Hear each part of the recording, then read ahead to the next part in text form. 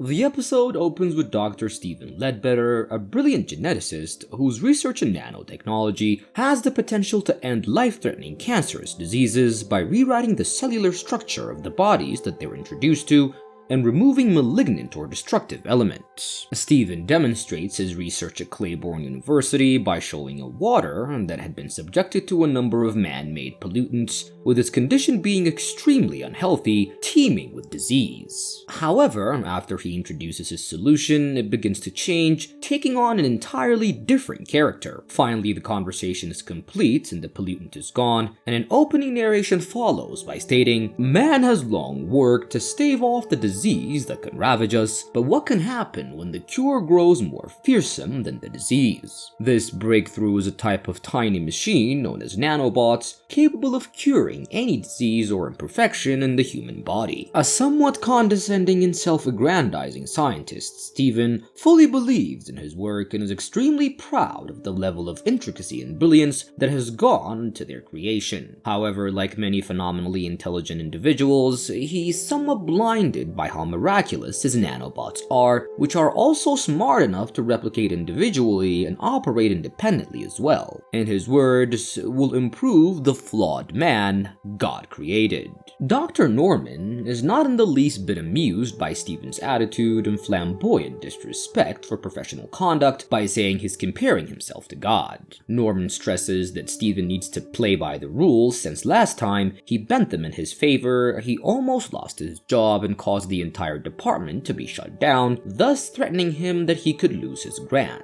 Stephen replies by stating that if his research works out, the university stands to make millions off it, but as it is the only way for his nanobots to see the light of day, Stephen begrudgingly agrees to play the game for the sake of his grant and the board of trustees, despite being frustrated at having to wait for approval to begin live animal testing. His research and the potential of the nanobots excites Stephen's friend and colleague, Dr. Andy, a far less egotistical and driven scientist who is not only dating Stephen's younger sister, Judy, but also is engaged to marry her in a month's time. Things were looking good for Andy, who also just got tenure, and Andy shares the news to Stephen that he's proposed to Judy and asks him to be his best man. Overjoyed by the news, Stephen shows Andy the nanobots and explains what a remarkable breakthrough they are, and Andy leaves for his appointment with Dr. Katzman, and later that day, he pays a visit to Dr. Katzman regarding a lingering pain in his back. The doctor comes with an x-ray result and says that the tests indicate a mass in his pelvic region, specifically stating it to be osteosarcoma. Andy's world comes crashing down after discovering that he's suffering from a malignant form of pelvic cancer, and this will either kill him in approximately a year or leave him without his lower limbs through surgery.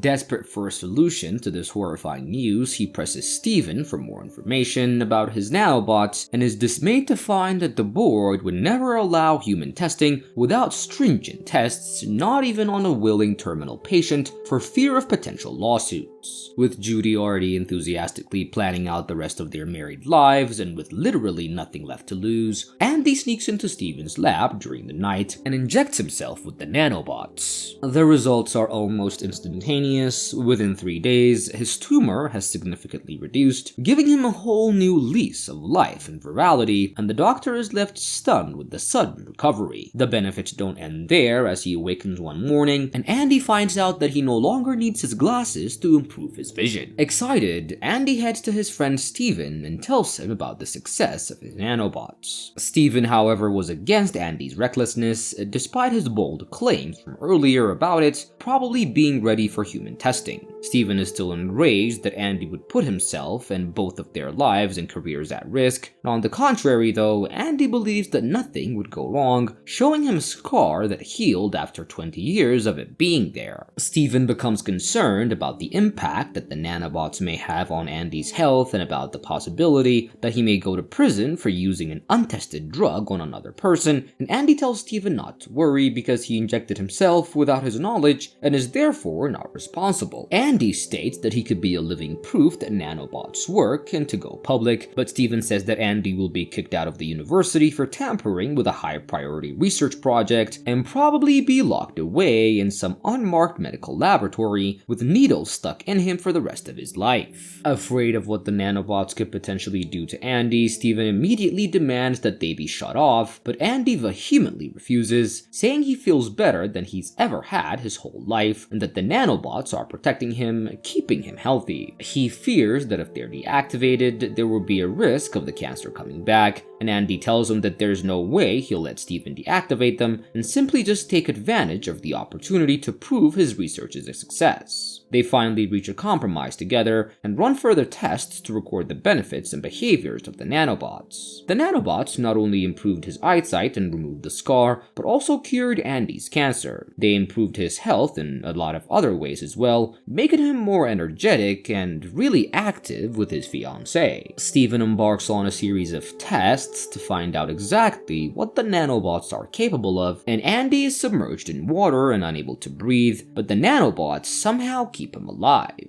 Andy was able to hold his breath underwater for at least 7 minutes, read even near microscopic tests from a greater distance, and physically push himself faster and harder than ever before. Andy even puts his hand over to the Bunsen burner, causing a severe burn, but the nanobots repair the damaged skin in seconds. Andy gets sentimental, saying that he's extremely grateful to the nanobots and Steven for improving his life. The next day, he goes jogging with his fiancée Judy and almost feels no fatigue, surprising her, who before knows him for being too weak to even keep up with her. However, his increased stamina and virility begin to cause concern for Judy, whom he inadvertently hurts while they do it. Suspecting that he's on something, Judy was nevertheless exhausted and somewhat fearful of his newfound personality, and leaves his apartment in a rush. The following day, Andy awakens to find out that the nanobots have gifted him with a set of gills on his neck, allowing him to fully breathe underwater. Upon seeing this, Steven is both enthralled and horrified at the development, and immediately attempts to expel the nanobots from Andy's body. However, his attempts are met with unexpected failure, as the nanobots believe the program run is not complete. Steven believes that the nanobots are not accepting his command to flush out of Andy's body and not deactivating because there were so many of them and it would take time for the command to get through. Steven then tells Andy to go home and get some sleep to see if they will be gone by the next morning. Afterwards, the next morning comes and it turns out that the nanobots have grown him a new pair of eyes on the back of his head. Moments later, Steven comes to his apartment and witnesses the new discovery, and upon finding out, Andy screams in horror. At the lab, Steven tries jamming the logic gate frequency so the nanobots couldn't communicate with each other, but that failed to work as they switched to chemical transmission. Andy suggests ridiculous options like poison or radiation to deactivate them, but Steven says that would just kill him. Unable to shut the nanobots down in a conventional way, Steven attempts to short them out using high-intensity electric shocks, which are technically safe if regulated properly. He uses an ECT machine, which they use for electric shock treatment for safety, and proceeds with the plan, and Steven plans to give him just enough direct current to disrupt the nanobots, and he tells him that it's only going to hurt for a few seconds, and gives him an object to bite down on in order to keep him from swallowing his tongue. As he delivers the shock the first time, he sees a significant decrease in the nanobots in Andy's body,